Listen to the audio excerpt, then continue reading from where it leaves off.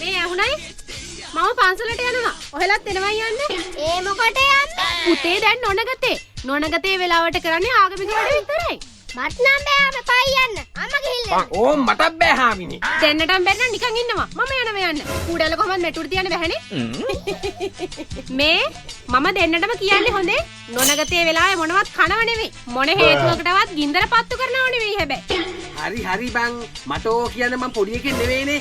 මෙන්න මූට කියාපන්කෝ බං. අනේ ඉන්න. මං යනවා එහෙනම්. මං කිව්වයි කියලා දෙන්නව මතක තියාගන්න ඕන හොඳේ.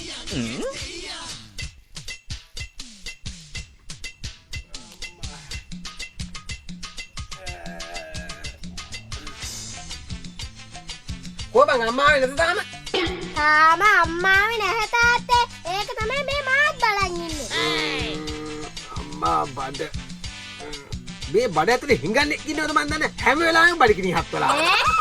අනේ මන් දන්නේ නැහැ බං මේ චාරිත්‍ර බඩගින්න ඉන්න මට බං මේ නොනගතේ කියන්නේ. තාත්තේ අම්මා කිව්වේ කිසිම දෙයක් කන්න බෑ කියලා. නොනගතෙන් පස්සේ තමයි වැඩ අල්ලලා පත් කන්නේ. වැඩ නෙවෙයි බං දැන් අල්ලන්නේ ඉන්නේ මගේ බඩ. තාත්තට බඩගිනි නම් මම වැඩක් කියන්නේ. මොකද්ද කියපන් ඉවසගෙන ඉන්න බෑ බං බඩගින්නේ මගේ. අම්මා එන්න කලින් අම්මා අරන් තියමු කැවලි මොනවා හරි කමු. හැබැයි අහුනොත් ඉඳලා ඉවරයි. උඹ කියන්නේ එහෙම නෑ හොඳේ. පිස්සුද? තාත්තට ෂුවර් නැත්තම් මම රුපියල් 100ක් දෙන්නකෝ. බබල් චක්ක ගන්න. එහෙම උනන් මම වචනයක්වත් කියන්නේ. මම කට හොලවන්නේ. ඉඳ. හැබැයි කියන්නේ එහෙම නෑ හොඳේ. හරි එහෙනම් අම්මෙන්න කලින් යමයි තමයි. කොහෙද බං කියෙන්නේ බං? පියංගලක් දන්නේ බං.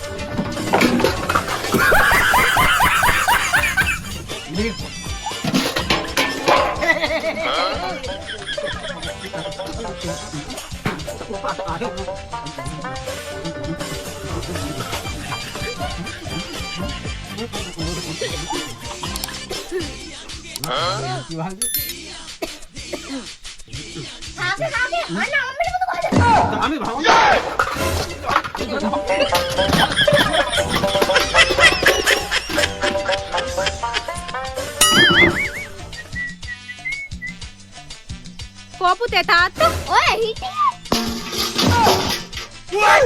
ඒ මොකද සද්දේ